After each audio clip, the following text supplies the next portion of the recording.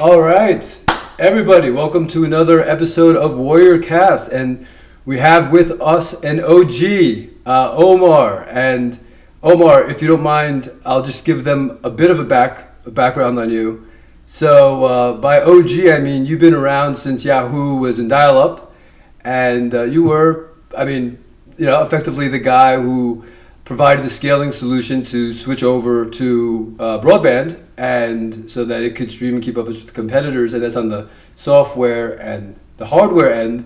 And then, so you really understand the architecture, sort of the meat and the potatoes of the blockchain. And a lot of the devs these days, they kind of work off these smart contract libraries and build beautiful things. But I think it's very important that they hear from somebody who understands the foundation. And we'll go beyond that. And obviously, you've taken that skill set and then you've brought it into your current projects. We'll have you talk on and introduce that to people as really a scaling solution to, let's say, certain chains that are struggling to scale today. That will one day comprise, let's say, the promise of Web3, and then we'll dive into Web3. So, if you would please maybe give yourself a more proper introduction.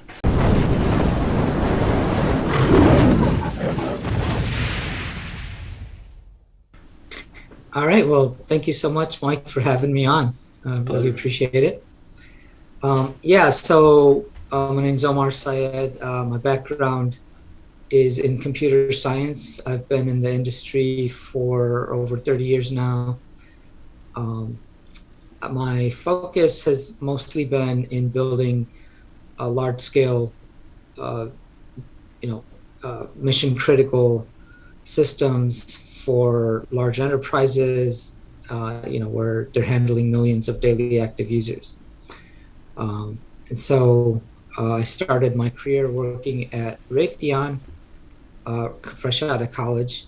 That was in Boston, Massachusetts. That's a rough beginning. Yeah, that's tough. Yeah. I don't know how you got by. After graduating from college, I was really interested in the hardware side of computer science, and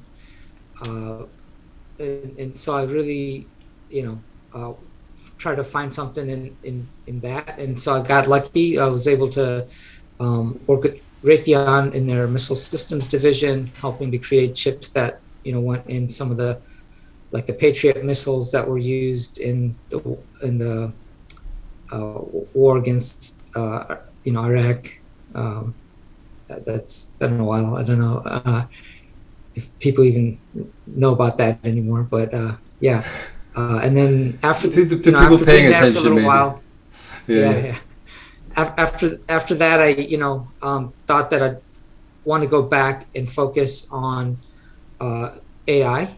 So I went back to college, started working on my master's, and while doing that, I had an opportunity to join NASA full time. So I then joined NASA full time and started doing my master's part time. One slip after another, one hardship after another. Yeah, Mark, keep on going. Yeah. It's terrible.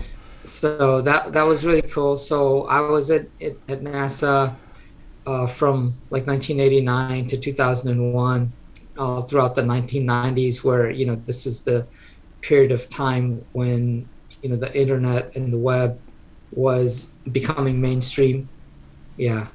So NASA is one of those places where they had internet right from the beginning, because they're a government agency. And so I literally remember the days when people would have access to internet at NASA and the rest of the world didn't. And I used to be thinking, wow, when is this going to be opened up to everybody? So can I ask you about that? I'm from that era. Can I ask you about that, because I know about this? Sure. Did they ever even have the conception that it would become a consumer-facing product at some point? I think that was the long-term plan of the U.S. government, but there was a lot of research that had to be done in creating the internet. The internet actually started in the 1970s, as a DARPA project, and the purpose of it was to make sure that if there was any kind of a nuclear war and some centralized communication service went down, that communication wouldn't all get disrupted. So the internet was designed as a packet relay system, so that if one part of the network is down, the messages would still route around the part that's damaged and still get to the destination. So that was the idea behind creating the internet. But yeah, I don't think, I mean, it did take a long time, but I think like in the 1980s, people started realizing that this has a lot of like commercial and value and could be used for a lot of other things than what was originally planned. Yeah, so you worked at NASA, and then when you did your stay at NASA, that was your Yahoo was after that? Yeah, so I was one of the first webmasters at NASA. So this is when the internet was just getting started, and one of the things that happened there while I was there was that NASA sent the rovers to Mars. This was like 1995, 96.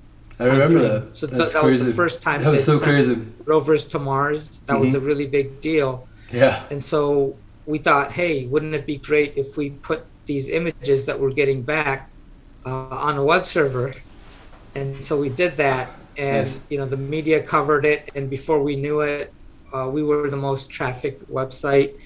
And of course, our servers went down, and then we had to quickly figure out, how to build scalable web services.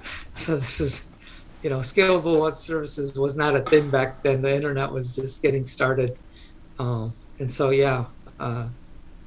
that's how I learned, how to build scalable backend web services. And then I started a company on the side where I did consulting for internet startups and, helped them scale their backend. That's how I got started in the whole scaling side of the industry, right? Out of necessity. And so you sort of, Exactly. just with your background, you navigated your way on the software end and on the hardware end, and then eventually you took that into contracting, right? And then you had your stint with Yahoo, which essentially kept them competitive, right? I mean, yeah, so Yahoo didn't happen until like 2006. this is well after, right, yeah. right. So, Right. So after NASA, I kind of focused on some of the companies that I had started, and then in 2006, I was invited to join Yahoo as principal architect of their multimedia streaming center.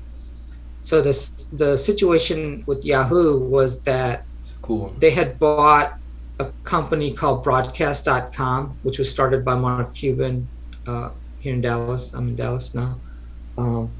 And that what they had, the technology that they had built worked because everybody was on dial-up internet. So the users were not pulling down a lot of data, and so their backend infrastructure wasn't really designed to scale and handle a lot of load. But once people started getting broadband internet at home, so this is like around the mid 2000s, 2005, 2006, people started getting cable modems and The DSL. iPhone came about like right around then, right?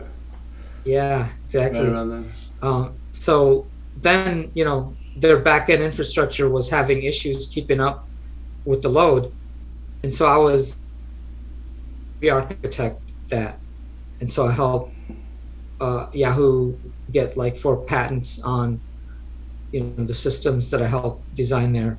And I had a great team working with me, but I was the principal architect, had a really great engineering director, and we built some really amazing tech there.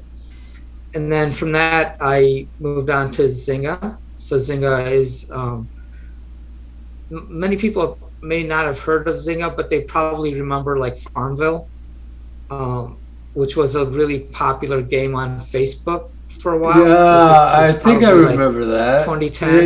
Yeah. There was a huge craze on Facebook for Farmville. This is like around 2010-ish kind of time frame.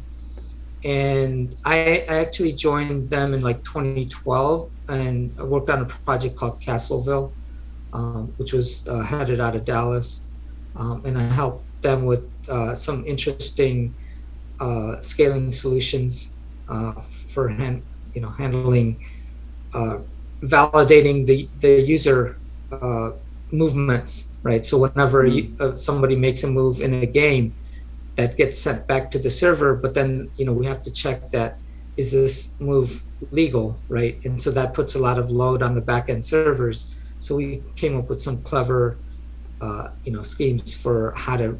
And we'll get into that. We'll get into that because that sort of helped you figure out other solutions. Yeah. Exactly. So yeah, and then while I was at Zynga, I started developing this interest in like money and how money works and all that. It actually, I could trace it back to like Ron Paul, who we all can trace back our fascination with what is money to Ron Paul. I had to say it. So yes, please go ahead. Tell me your story because we all have our Ron Paul story. Yeah, exactly. So he was running for president in 2008, and he would oftentimes in his speeches say, we have to get back to a sound money system, right? And so I, was like, what's sound money? Money is just something that I never paid attention to. It was paper, just like, right? It's paper comes in one side, goes out the other, right? Yeah. And that's the end of that, right? So it's just, you never think about the economics of like monetary systems, or where does money get created, how does it flow, where does it go, all these kind of things. So I started, I just looked up like what does sound money mean, and discovered that money used to be backed by gold. I thought it was backed by oil or whatever, but I learned the whole history about it, and how the backing was discontinued in 1970 or 1971. Yeah, summer of 71. Yeah, and then we worked out some agreements with OPEC so that they would sell oil for dollars and things like that, so that we would maintain the value of the dollar. But yeah, it was really interesting, and I got to thinking, it does make a lot of sense to back money with some commodity, but using physical commodities seemed like not the right thing to me, right? Because why? Because why? Well, there's multiple reasons. One is that, physical commodities, there's usually like a limited supply of it, like say with gold, there would be some limited supply, although, you could have more gold being mined and all that, but the scarcity of it makes it difficult then for you to grow your money supply if you needed to, because there's certain times when the money supply needs to grow, there's other times when it needs to shrink, and this is important for maintaining stable prices. Can you explain? Money supply is not elastic. Right. Can you explain the necessity of the money supply elasticity relative to, let's say, purchase power of the currency? Yeah. So, what's needed is that, like, when an economy grows, when new people are coming into an economy, you need to be able to expand the money supply, because if you don't, then what'll happen is prices will go up, right? So like there's a limited amount of money, but you're creating more goods, right? So more transactions. So you have to be able to accommodate for the settlement of those transactions, and then if not, there's this echo that just represents itself all over the place differently, and actually it's almost unpredictable sometimes how it does. Fractional reserve banking would be a result of limited supply for settlement. Yeah, exactly. And so in some ways, economics makes money seem like really, really complicated, but after studying money for a while, I really thought that, okay, well, if you just have a money supply that's proportional to the number of people that are in your economy, then you can have a very, very stable money supply, right? So prices of goods and services will stay pretty much constant, right? So, like imagine like if you had 100 people and you had, $100,000 in circulation. Well, if you go to 1,000 people, then you want to have, $1 million in circulation, right? Because if you don't, then that's going to cause that 100,000 to become more rare, right? So, well, so wouldn't then in that case the value go through deflation, and then so each dollar would have increased purchase power, so then people would be able to have more, more plenty as a result? That's something that I've always struggled with. oh yeah, right, yeah. So yeah, prices of things would get less, right? Yeah, because if the number of people increases and the dollar or the currency that you're using becomes more rare, right, then yeah, each of those units of currency can buy you more. Exactly, right? And the problem there is the volatility relative to the fact that we're so interconnected, the imports and exports, and then the foreign exchange rate. So it's like if you're not able to forecast a constant margin, then you have a hard time forecasting your cash flows, therefore maintaining your operations, going public or bringing on investors and things like that. So it creates a chaos element into it. So it's nice to be able to have that freedom, but also in having that freedom of changing the money supply, it can have different echoes.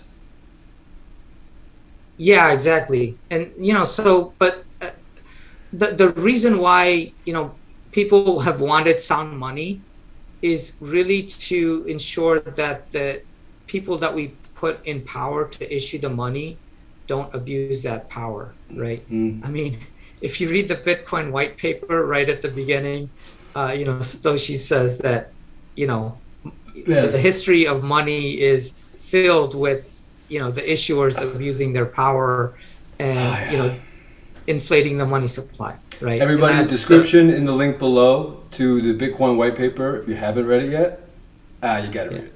Yeah, thank you, Omar. Yeah, definitely. And so that's the main reason why, people want to have a sound money that's backed by some commodity, because then the issuer has to just, keep that money supply within that range, right, of the commodity to have. Now, so, getting back to like, why is it bad to have a physical commodity back your money supply, is that you don't have that elasticity, right? And then the other thing is that then you have to like lock up this commodity and protect it, right? And so now, like, imagine, if you had your money backed with gold. Well, do we want to lock up all the gold and keep it protected so that we can trade paper that's backed with gold? I mean, we actually need the gold for other uses, right? So I hear some countries might have been doing that recently, but yeah, I get it. It's not as practical. Yeah. Right. It's just not practical to do that. So, I came to this conclusion that money could actually be backed by people's time. And so a really simple system to do that just has like two rules. One is that on a regular period, like let's say once a day, each person receives some constant amount of money. So, like let's say I'm getting 10 units a day. So every day I get 10 units of money. And the other rule is that each day of a very small fraction of my complete balance is deducted, right? So like if I've built up, let's say, $1,000, then if we have like say a 1 basis point getting deducted, then like I think that comes out to percent of a percent would be like 10 cents getting deducted, right, on $1,000 every day, right?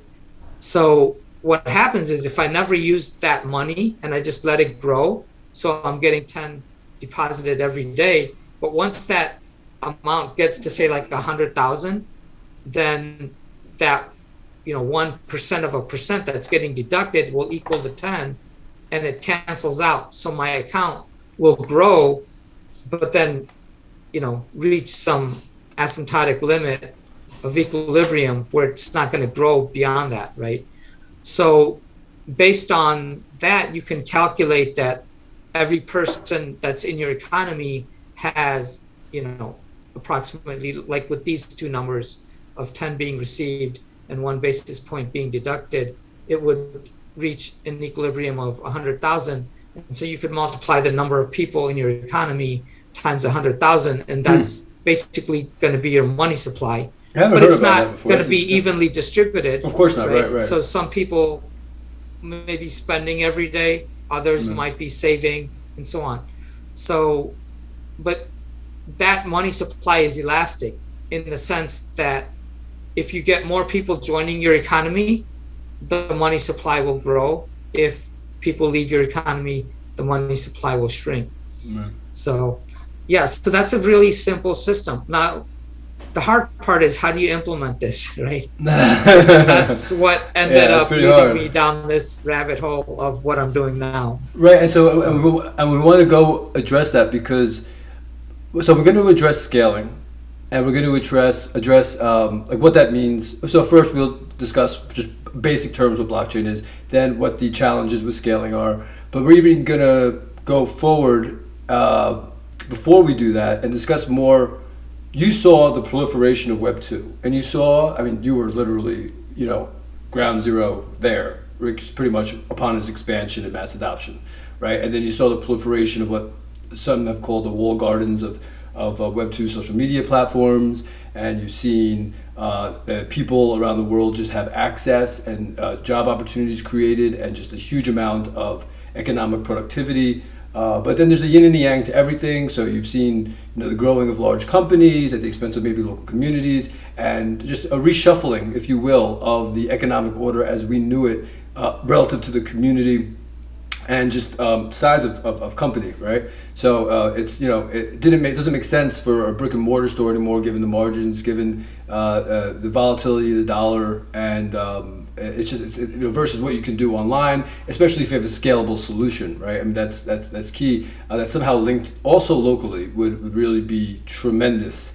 because I think that's the key. It's to link the local with the scalable solution. So I want to talk about first how you saw Web 2. So this is going to be for young devs now who have no idea about this, like who are they're 19 to 24, and they just were born into this postmodern world, and they're just trying to make sense of things, and I think we all are to some extent. But I want to speak to them about how the world was before Web 2 became mass adopted, and then how it transformed, and then bring us up to the promise of Web 3. Yes, let's just start with that. Yeah. So, a lot of the young generation nowadays probably don't remember a world without internet, right? And so, I'm from that era where if you wanted to know something, you had to go to the library, right? Oh my God. That was the only source. Yeah, exactly. So my kids, ever since they were born, they've had computers at home and internet, and they don't know, when they do their school projects, they don't have to run to the library to go get an encyclopedia and research the topic. They just go online and look it up on Wikipedia or Google it, and they basically have a world full of information at their fingertips, right? I mean, we can't fathom how incredible that is, right? I mean, the Egyptian empire built the pyramids, but I think what we've built with the internet is probably 1,000 pyramids. The manpower that's gone into this one thing that we all have contributed to some way or the other, and that we all use actually, some way or the other in our day-to-day lives. It's just unbelievable, right? So it's almost ubiquitous, right? It's almost ubiquitous. We don't even really understand how its echoes have impacted virtually everything we do in life. Exactly. And then I think, earlier I had kind of talked to you, about why I'm also like so scared and worried of our dependence on the internet, Let's get into that. Yeah. electricity, and these technologies, because I Hmm. feel like, you know, everybody's just thinking about moving forward, forward, forward, Hmm. and doing the next thing, doing the next thing. But we don't think a lot about preserving what we've built to make sure that it's protected against catastrophic events, right? That's ancient Because wisdom. That's ancient wisdom, by the way, is that we're great at creating, we're great at yeah, destroying, we're terrible at preserving. And so I'm so glad that you exactly. brought that up, so at least people can realize, everyone who's trying to say what's the next step, the next step, the next step, perhaps safeguard the step we're at now as other people are innovating, and then you'll find that there's a value to it, right? And there's a market value to it, and it Yeah, would be recognized. So it's just, if you're looking for a niche, perhaps preservation of existing infrastructure, grids, or whatever, could be that niche. But then, of course, you have the the whole bidding issue and that mess, right? But yeah. It just, these kind of things never get prioritized, right? right. I mean, because we depend on the governments to do it, and you know, there's always tons of other stuff going on, and if it's working, just leave it alone, If it's and working, leave it alone. yeah, Just yeah, like New exactly. Orleans is now working and being left alone. Yeah, yeah, I got it. It's Yeah, great. exactly. Yeah, Yeah. and so nobody wants to take the extra measures to ensure that it'll be protected against catastrophic events. And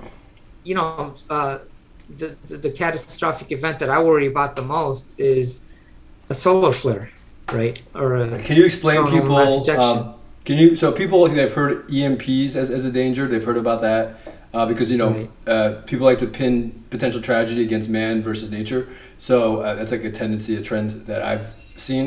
But I want you to please talk about solar flare and maybe how perhaps that you can equate it to the impact of like an EMP, so people would be able to kind of sort of understand it, and then also what the likelihood of it would be and what the impact would be. Yeah, so solar flares are happening pretty much all the time, but there's like a 11-year cycle where it kind of peaks and then it goes down. It's due to the sunspots, right, on the sun. So when there's a lot of sunspots, you also have a lot of activity of solar flares, and it's just the sun shooting out a bunch of charged particles in a certain direction. And if that direction happens to be Earth, and we get hit with it in a bad way, then we could have something like our whole electrical grids go down. So Who's that's we? something that Who's we? So if we had a direct hit by one of these the whole supercharged, world, right? Yeah, the whole world could have its electrical grid knocked out, and we go right? back to like 1800s suddenly. Yeah. And So right, that's pretty crazy. Yeah, but also, what's the statistical likelihood? I know that you've created a so very there was good a study metaphor. Right. done by researchers at NASA, and they actually calculated that over, what was it? I think over a 10-year span of time, there was like a 12% chance of something like this happening. It's so crazy. So one of these big events happens almost like every 200 years. The last one happened, I think it was like 1859, was referred to as the Carrington event. Hmm. At that time, we only had like telegraph lines, but this event burned out all the telegraph wires and put some of the telegraph stations on fire from the amount of electricity that it generated in the wires. Yeah, if you Google like the Carrington event, you'll see what happened. But if It's something like about that was to yeah. happen now, I mean, wow, just that would be, insane. yeah. So what would happen with Right. nuclear? What would happen with nuclear that was the source of electricity? Oh, for you mean like for nuclear Like a power nuclear power plants? plant, like what do they call like a level 3, like highly secure. I think they're moving into 4 right now. Yeah, I generation think 4. they would still function, but Exactly, right? They would. the problem is that the current. wires, though, to Right. transfer the electricity from the power plants to the homes and people that need it, those will Right. get all burned out, right? Right. So then the relief effort would be replacing all the major nodes and wires to nuclear, and then that would, I mean, ostensibly, I mean, that would effectively fix it in time. Well, so they also did the study about like how long it would take for us to repair the power grid after an event like this. So one of the biggest components of our power grid are these transformers, which are only currently built in China. And Oh, that's great. Yeah. Smart. yeah, Yeah. and the supply is very limited. And so this university actually ordered one of those from China, and it took like, I think like 6 months or something like that to just get one unit. Yeah. But yeah, so it would be a really bad situation. So let me ask We you. would probably be without electricity for like years. Yeah. So even a day can bring down a city. A night, actually. Yeah. So let's talk about transformers for just a moment. So is there anything material-wise in transformer that is like a rare earth mineral that we don't have native access to in the United States? I'm not sure about that. Transformers may be possible to be built here. It's just that we don't do it anymore. We just So why do you think that is? Why do you think that is? manufacturing.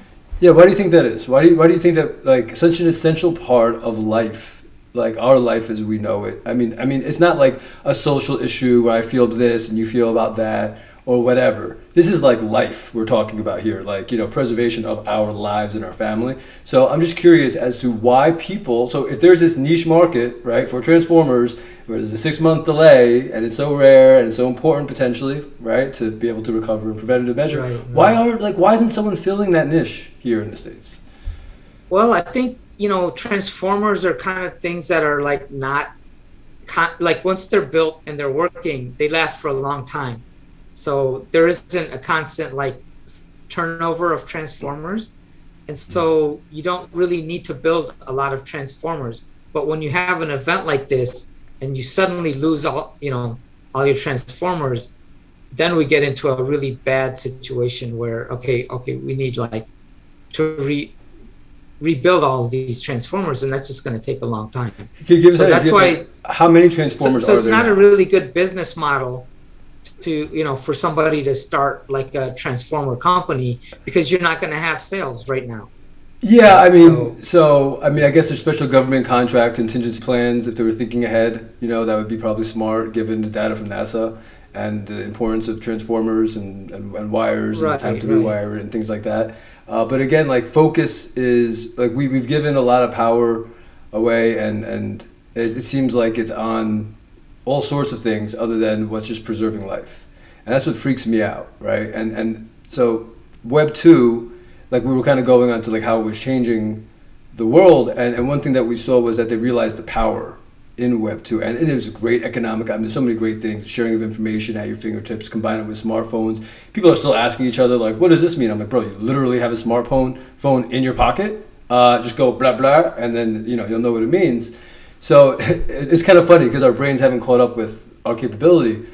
But so people have seen now in the culture that it can be used as a yin and a yang for good and bad. And in the aggregate, who knows, right? There's some people who just say technology, blah. But as we know, technology, as it spreads, it at least helps the poorest amongst the world raise to a reasonable standard of living, and also allows us to be agile when we wouldn't otherwise be able to be agile.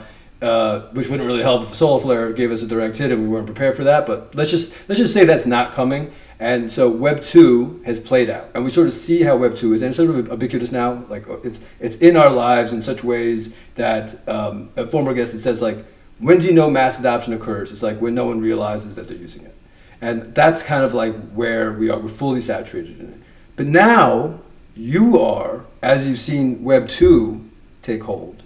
and the whole saga that played out from that. You are at the forefront of Web3 architecture, or the skeleton that can enable Web3, the dream that is Web3. So at first, can you explain very briefly, just kind of blockchain and non-technical matters, and its limitations, and then what Web3 sort of is, and then let's dive into the yin and the yang of a fully realized, scaled by you, Web3. Yeah, so Web3 is basically the decentralization of Web 2, right? So, as the internet evolved, lots of people were able to create lots of content and services. But as time went on, you saw that there's this tendency for centralization and the bigger players to get even bigger, and the smaller players kind of, get left behind, right? So there is, I mean, that's a natural phenomena that happens in lots of different systems, right? All over every domain that we know of, proto principle, Exactly. principle, all these things happen, right?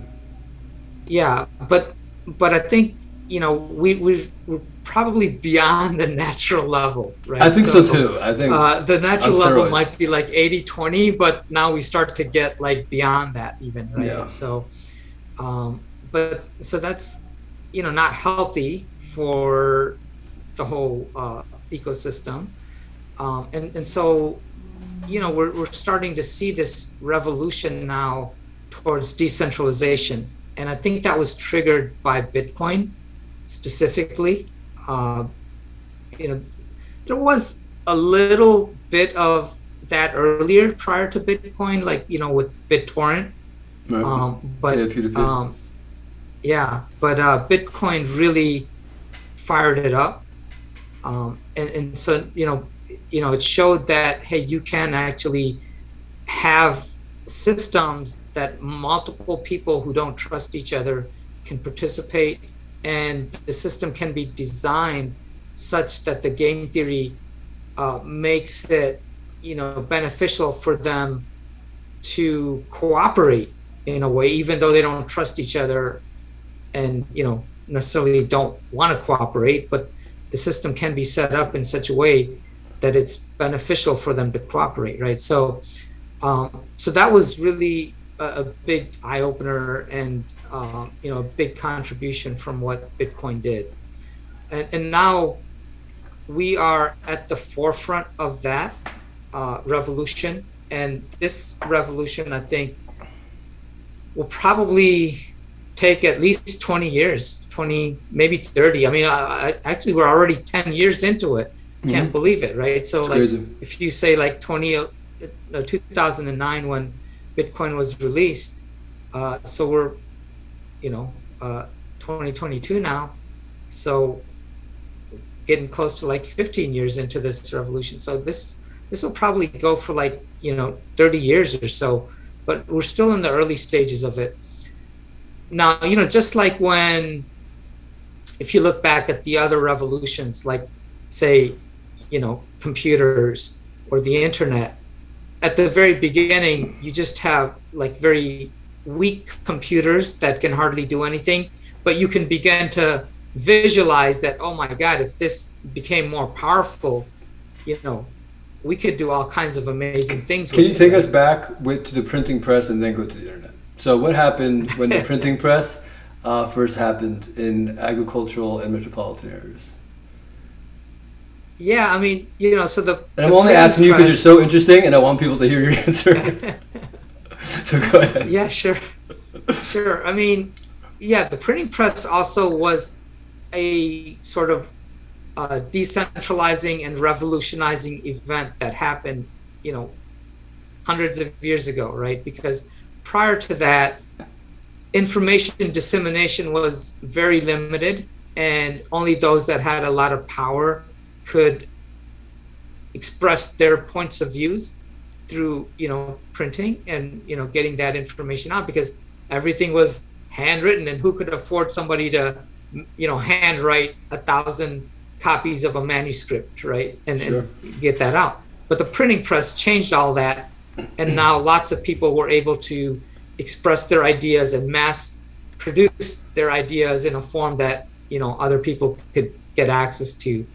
The internet was revolutionizing in that same way. Like if you look at all the content creators now, right? You know, it prior to that you had 3 TV stations, right? ABC, NBC, and CBS. And that was, I remember throughout my childhood, that was the only information that you really got outside of.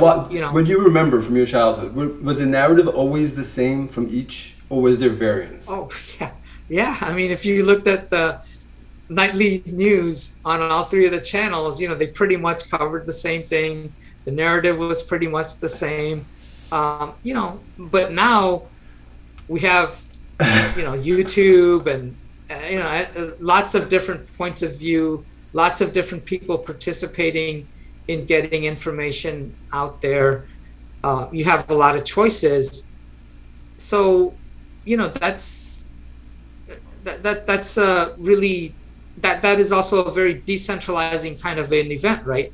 So when we had the internet making it possible for lots of people to be able to get their content out and express their points of view, and now we're seeing decentralization on different industries that were not affected by Web 2, right? So, for example, the internet didn't really decentralize banking, right?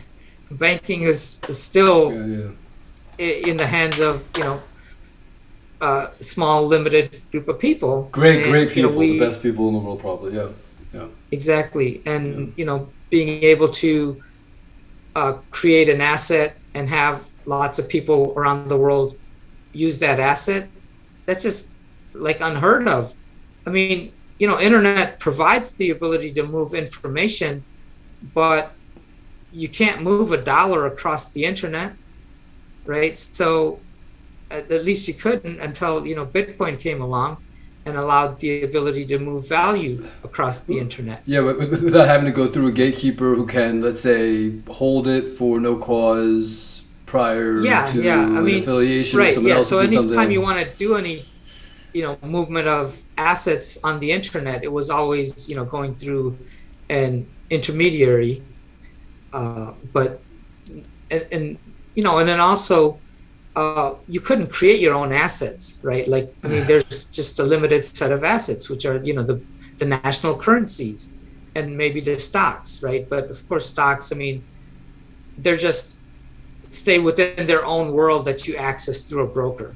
Right. It's you never use a stock outside of that realm. But now, I mean, think about it. You have all these new currencies being created, and lots of assets, and you can actually take possession of those. You can actually use them to buy your coffee.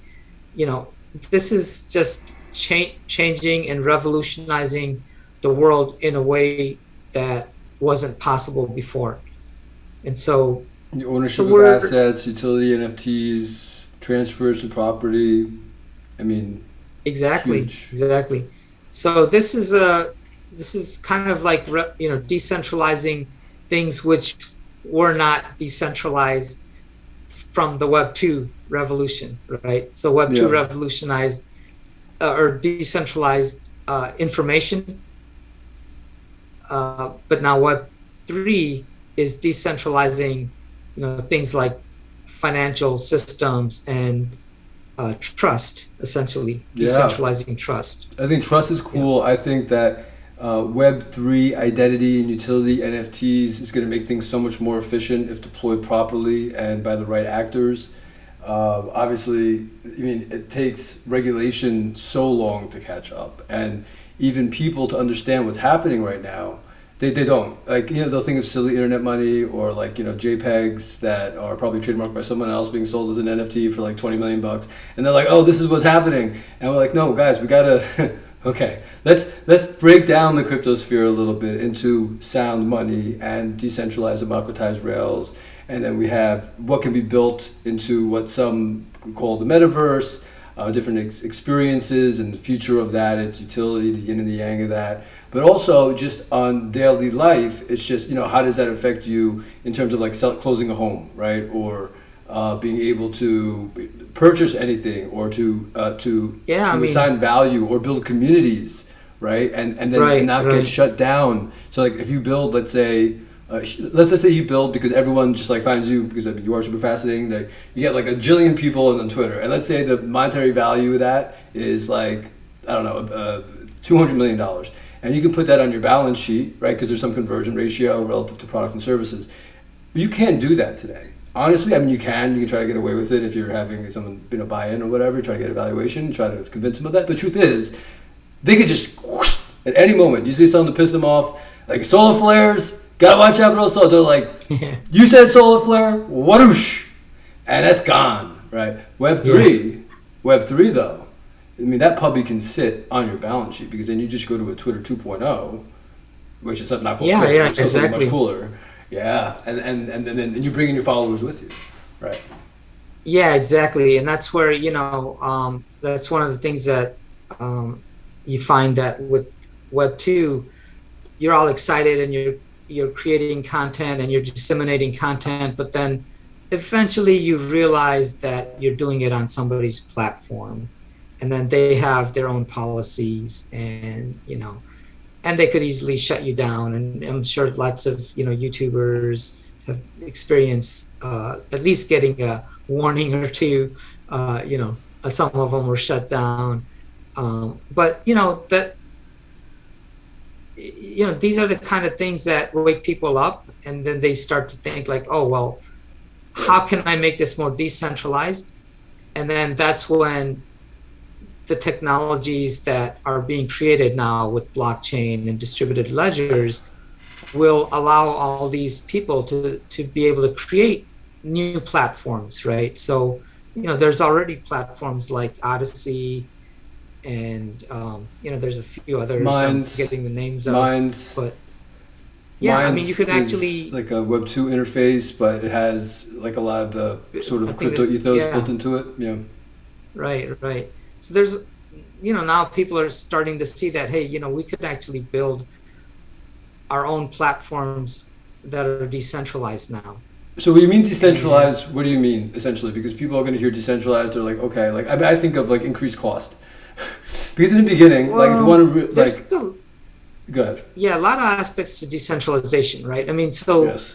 but the important aspect of it, in this point, in this case, is that there isn't a single policy maker, right? And the community is the policy maker.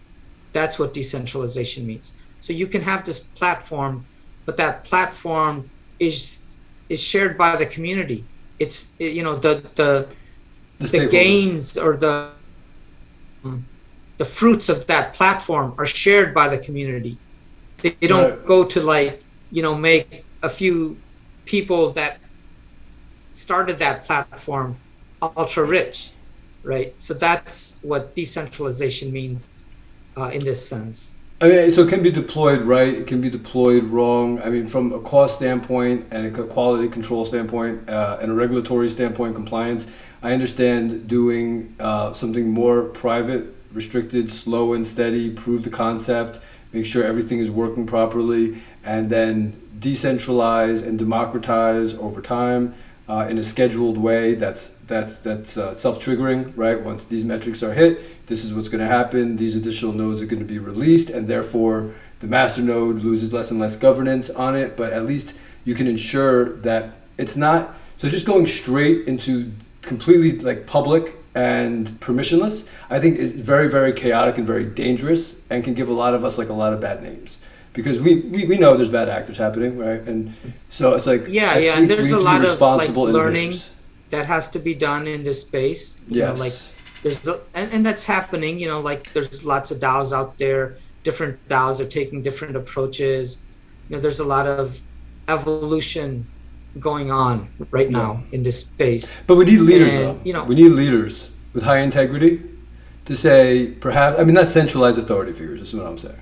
I'm yeah. saying we need influencers who are willing to speak to what a proper, like let's say a deployment of a token would be, right? Or what a proper decentralization would be. Because of course you can try everything and see what works and what doesn't work, but if you want consumers to feel safe and you want mass adoption to catch on quicker, I mean, consumer protection protocols, self-executing, so like trustless, so that people know that whatever, you know, people put out these roadmaps, right? That they're going to do all these great things, and then none of it ever ends up happening, and it becomes just an ish coin, they would call it, and then people lose all their money in it. It's like, well, okay, how do we safeguard against that? Can we, or just do we cope with the complexity and the inherent risk and also the inherent upside for the people that know how to capture it, right? Within a nascent free market, if you will, virtual free market.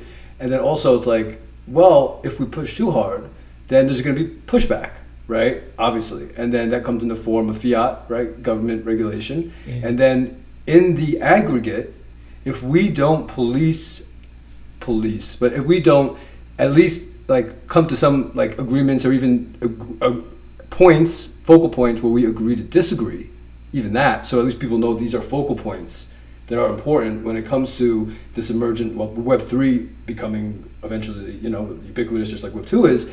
It's like, if there's no focus on that, I feel like mass adoption is going to take longer, or it's going to be more heavily weighted in one direction that's more, you know, gamified and not necessarily as high value as would be, let's say, the pursuit of truth, right? So to be able to take what some of the existential threats that we're faced with today, which would be the misuse of information to drive behavior that is contrary to the benefit of survival, let's say.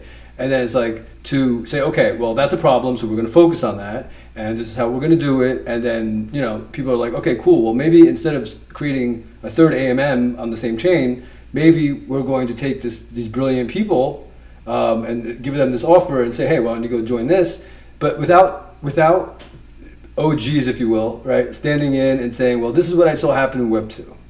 This is what I'm seeing happening in Web 3, and I'm not trying to be bearish or whatever or cause fun. That's not the thing at all. I'm so bullish on Web 3, like ridiculously bullish on Web 3, especially like web identity, domain, stuff like that. It's like someone or a group, not someone, not an institution, but there needs to be 10, 20, like Joe Rogan, for example, right? Joe Rogan is a great mediator of the excesses of just nonsense on both sides, right? That's helpful. Like that does help some people kind of navigate the world, right? In a way, it's silly, but it really does. Like there's a huge inherent value to just this guy who's just like middle of the road, kind of like, just, hey guys, let's get along, you know? I mean, he's, you know, he's a stoner and fighter and just like, he's a contradiction of contradictions, and he's just a great guy to watch, right? So we need a few like Joe Rogans that sort of makes blockchain just a little bit more accessible to people, like digestible to understand what, not just blockchain, but emergent tech more broadly, but maybe Web3, let's say, the components. And just to at least discuss or, at least identify what are the focal points for discussion. What do you think on that? Yeah, absolutely. You know, because we're going through this transitionary period where like people nowadays don't even know how to be responsible of their own money, right? And they've been so spoon-fed with the system that we've had, where, you know, you just call 800 number if you forget your password, right? It's this transitionary period which is gonna we have to deal with right now, where, you know, people are not used to this. You know, Web3 comes with a lot of responsibilities, and so there's going to be a lot of bad players and bad actors out there that, you know, capitalize on people not knowing how to deal with Web3 in a responsible way, and fraud them, right? So yeah, but I do see that, like, you know, maybe 10, 20 years into the future, we'll have a lot more people that from birth, you know, are used to like dealing with a private key, or just knowing and having these Like they know their concepts. phone number, right? Yeah, exactly. Having these concepts of uh, not depending on a third party to hold your assets, right? Right. And managing that kind of stuff. So yeah, and bringing the awareness. Definitely, there's a lot of need for influencers to help increase that awareness. And I'm seeing, if you know where to look, there's a lot of influencers out there trying to work on that. But of course, it's not the same as mainstream, right? Yeah, it's not as sexy. Mainstream It's not is, as sexy. It's not as sexy as the yeah, TA guys who are spilling over into ish coins and are telling people how to make a bunch of money overnight. It's just not. So they're not drawing. Although we are beginning to see a few, right? We really are beginning to see if you connect the macro with some of the specifics and then do evaluations and stuff. I think Coin Bureau is fantastic, and some other guys who I won't mention, but like are just really leading the way as to at least evaluating projects based on a standard. But then there also needs to be, let's say, a moral schema saying this is what the ethos that is the dream of Web3, and public permissionless Web3, right? And this is what the spirit of it was intended for, and then just so it just keeps us freedom, right? Personal accountability. You have to remember your own crap, right? I mean, you have to remember your seed phrase, let's say, right? You are responsible for how you allocate this asset here and this asset here, like, or whatever it is. It's like someone needs to remind people of what the general ethos of the promise of decentralization is, or maybe let's say a decentralized web or Web3, and then just so that the people can circle around it, because you're not going to have. I mean, any great civilization creates a physical structure whereby people can circle around it. That's almost step one. And then from that is an abstraction of an ideal, call it a transcendent ideal. And then that becomes imbued, it's a meaning that's imbued in people. And then if there's a variance from that ideal, there's like revolution. There's like, no, you've been a bad Murdoch king, and they beat the crap out of him outside, the thing for the day, and then he comes back in and puts him in check, right? You know the story of Mesopotamia. So it's like, don't we need to know what it is that was the whole idea of Web3 to begin with? I mean, doesn't someone need to just express it? well, I don't know. I mean, I kind of think that this is a thing where we don't know yet, right? Like nobody has an answer, right? And so it's just going to evolve, and things are going to go in a very chaotic way. And that happened with Web 2 too, right? So nobody knew. I mean, who would have ever thought that social media networks would grow so big? I remember when, I would at NASA tell people hey, you could create a web page, a homepage, and tell people, what you do at NASA.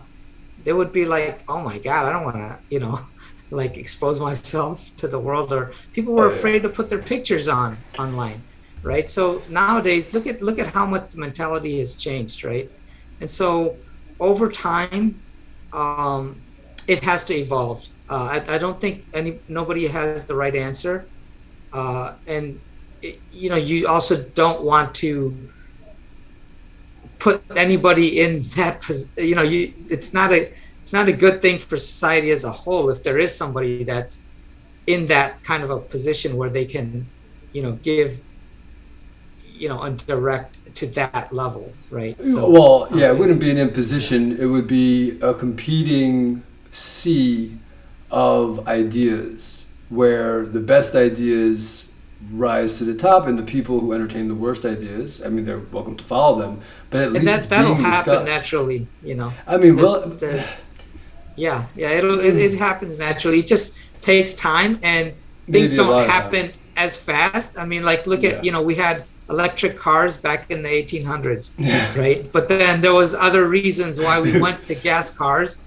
But slowly we'll come back around to it, right? So the cyclical there's nature so many of things things, where,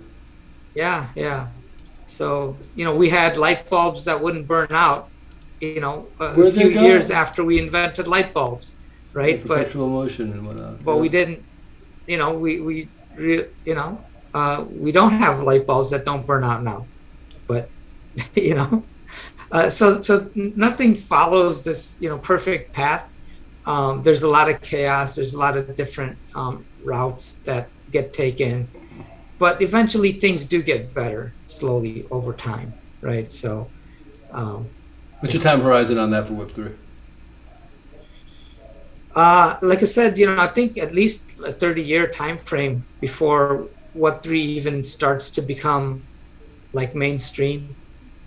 We're 15, almost 15 years, so 15 years from into now, Web3 right now, right? Yeah.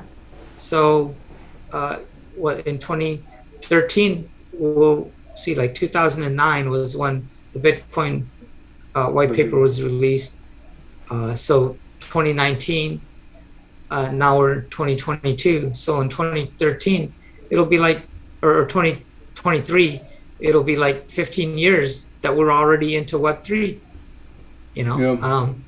So yeah, but if you look at like from the very early days to now, it's like day and night. Like nobody back in 2010 or 2011 thought that by 2022 we would be at a level where we're at right now, right? Like, Absolutely. I mean, Bitcoin popularized blockchain. And so if you're going to have any qualm with cryptocurrency, leave Bitcoin alone. Had it not been for Bitcoin, blockchain, who knows how many more decades it would have taken to really, at least that's the, I mean, I had multiple OGs who maybe we'll bring you on to debate each other one day.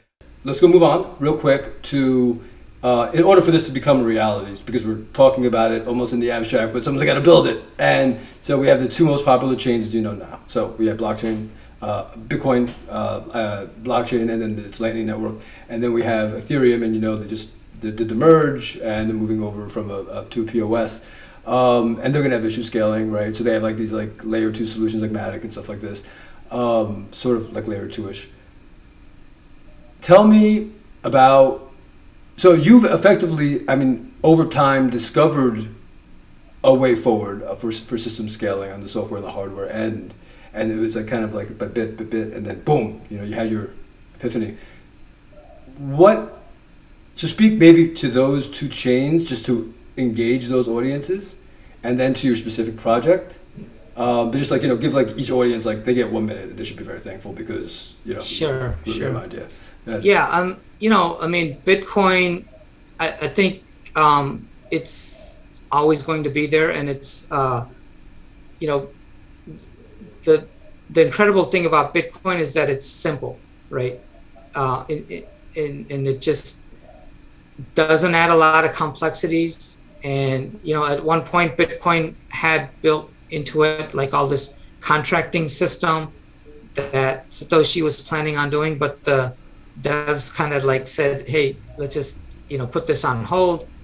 Bitcoin is just used for coin transfer now, right? So it's a very simple, straightforward system.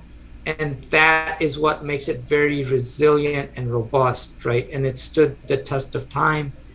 And, so that's going to be like the backbone of this whole crypto revolution, yes. Right? So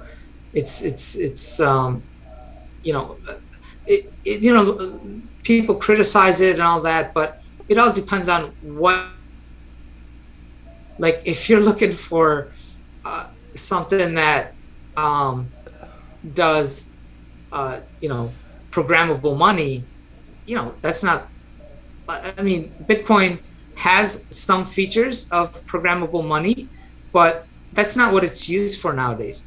But if you're looking for like a store of value, now that's what it's becoming, right?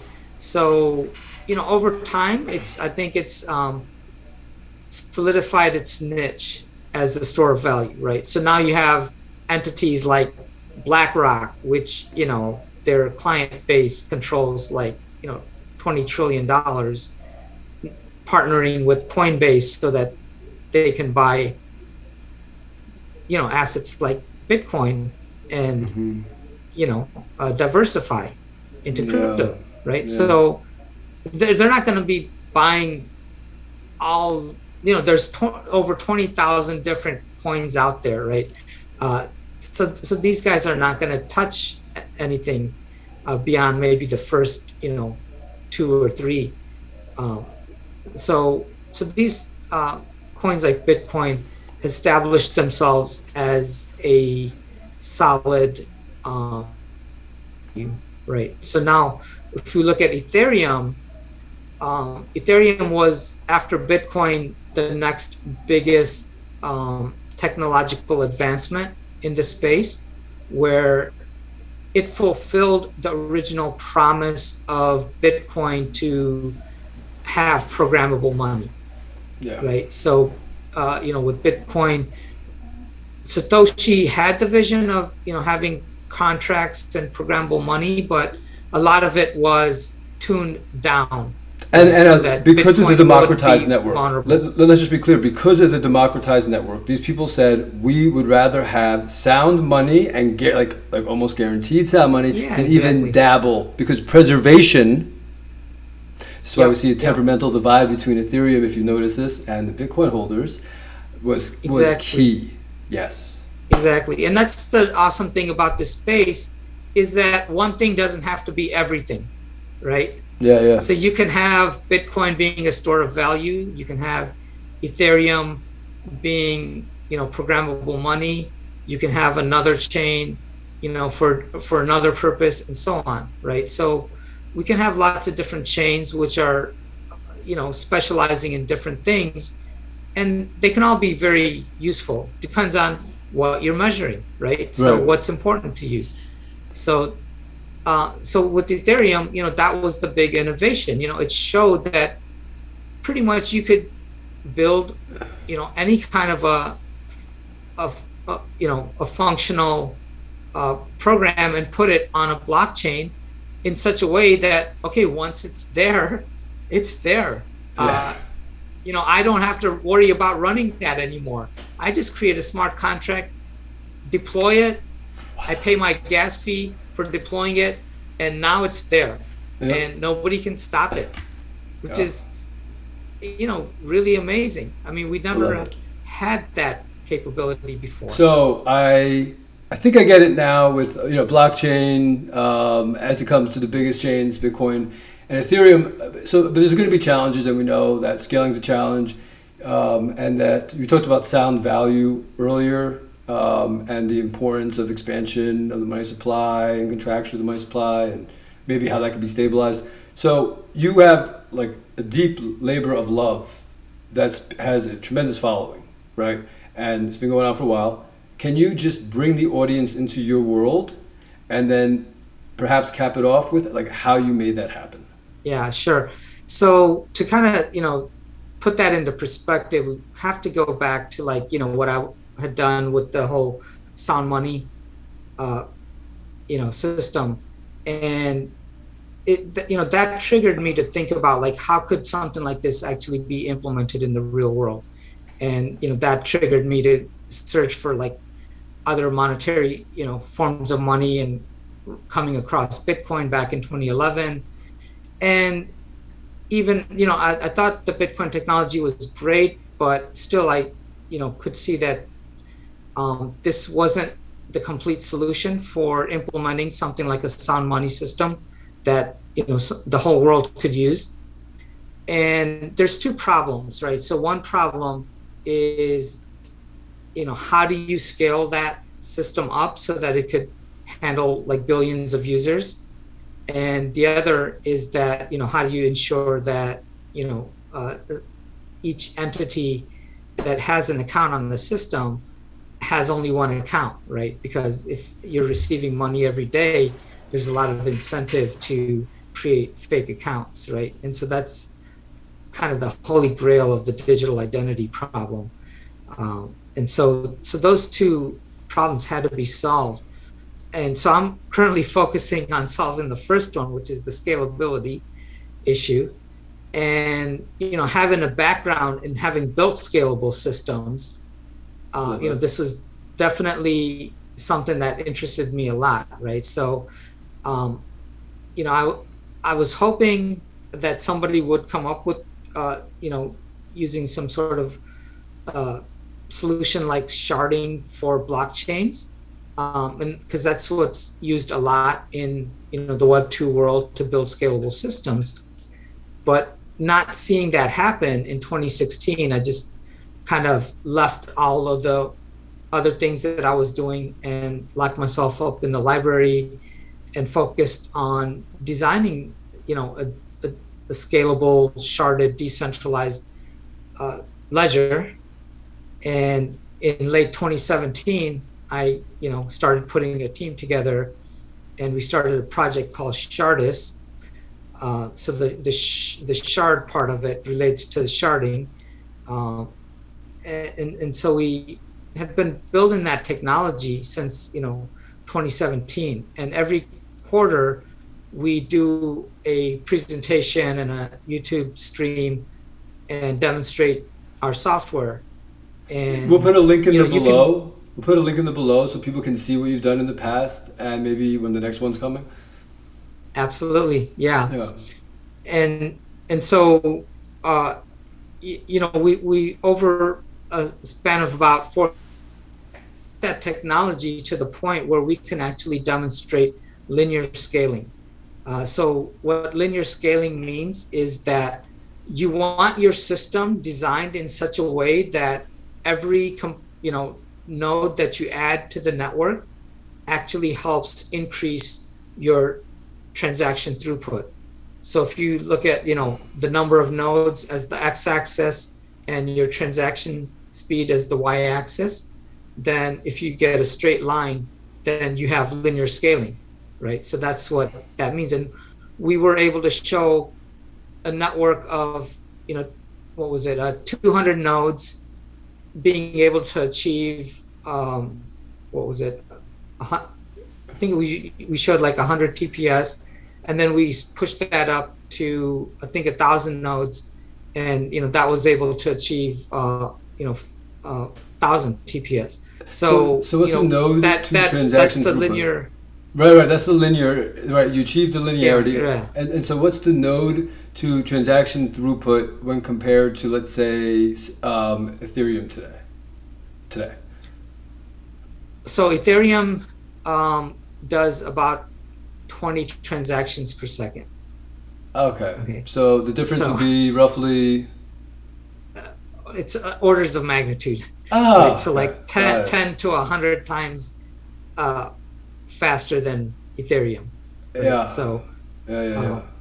Yeah. So this is like completely different technology. Ethereum demonstrated that smart contracts are possible. Oh, I love Ethereum. This technology is going to allow that to happen at much higher speeds, right? So, and so in 2021, Nishal Shetty, who's the co-founder of the WarriorCast exchange, which is the largest exchange in India, he saw our presentation and he said, "Wow, it looks like you guys have been working diligently. I've been following you over the years, and you actually, are delivering on your promise and showing, linear scaling here."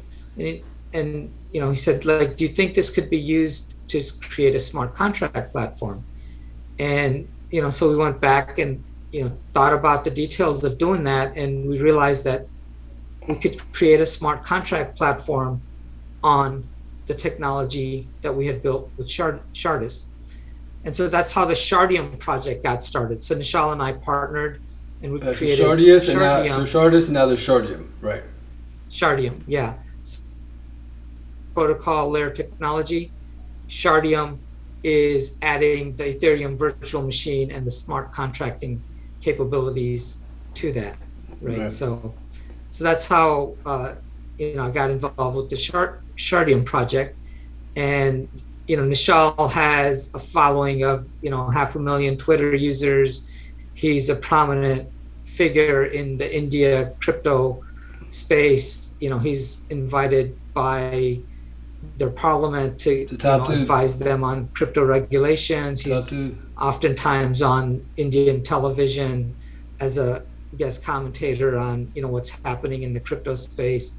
So he's having Nishal as a partner for Shardium has been amazing. So now I can focus on the tech side. He focuses on the marketing and ecosystem development. And Oh, that sounds so good. Give me some of that. Omar, give me some of that. Please. Yeah, exactly. Right. So yeah, so it's a great combination, and I think we have a awesome team to build and deliver this. And so our roadmap is that our early part, like first half of 2021, we hope to have the Shardium mainnet launched. Okay. And we already have an AlphaNet that's launched. So if you go to shardium.org, you can, click your way and discover our AlphaNet and actually use it and deploy smart contracts to it and actually use some of the dApps that people have put up on it. And, the important thing is that we've maintained 100% backward compatibility with Ethereum, right? Yeah. So for users, it's not about learning anything new. For developers, they don't have to learn anything new. That's why we love that. That's why we asked you to come on. We love that. Yep. And it preserves all the work and effort that was done in the Ethereum ecosystem and carries that forward, but it brings low gas fees and scalability. So the reason why scalability is important is so that you can maintain low gas fees in a sustainable way, right? Because any network, when it first gets started, has low gas fees because the usage is low. Right? Yes. So, like even in the early days of Ethereum having a capacity of only 20 transactions per second, in the early days, there was only like maybe 2 or 3 transactions per second. And, people could pay a penny or a sub fraction of a penny and send a coin or interact with the smart contract. But as the popularity grows and the usage starts to approach the capacity, the gas fees end up going astronomical up, and there's nothing you can do about it unless you've designed a system like Shardium where you can add more nodes to increase that capacity. So as the usage starts to come to, towards capacity, we add more nodes, increase the capacity, stay ahead of that curve, and keep the transaction fees low, even as the platform becomes more and more popular.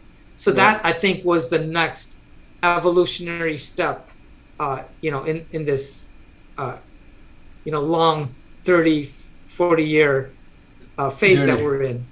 Yeah, exactly. So Ethereum showed that smart contracts can be done, and now we're doing it on scale. On scale, so, and that's the key. Yeah. It's sort of Ethereum on scale, stable, low gas prices, high throughput, boom, boom, boom. This has been a pleasure and a joy, really, for anybody who's coming into the space and just wants to hear from a true OG who's taking action and delivers, which is a great thing in the space. So we're going to bring you on again when you launch and you become super successful, and you get to tell us the story of what it's like to be that awesome in the space. So thank you so much for joining us, really. And is there anything you want to leave the audience with?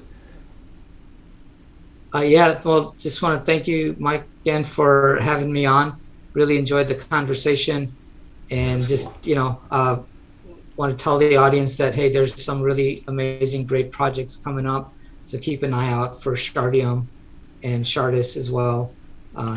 Could you just close on the Shardus token real quick, just so they know what that is? Yeah. So the Shardus token is based on the protocol technology that we developed. You can actually go to shardus.com, and if you click on the token link there, it takes you down to the token section and market cap and CoinGecko as well. And it's available now. It's actually it's in the RC20. It's out there being traded, and so they could participate in it that way right now. So. Okay, so there's that way, and then the Shardium, and then and then earning Shardium through participating in the community. The Shardus token holders will be getting Shardium as well. There'll be an airdrop for people holding Shardus. So if you have Shardus on, in your wallet, you get some Shardium as well. So We all love those airdrops. We all love those airdrops. But even more than the airdrops, we love the fact that you've taken the time, Omar, because I know your time is very valuable. So we are going to do everything to get the word out. It's already out there, but we want to explode it, right? So we'll have our people work together, and you're doing great things. And I know you're going to deliver on your promises. And I might have to go to that Discord community and get involved and do so soon, between 12 and 1 o'clock, which is my 1 hour of free time a week on a Friday.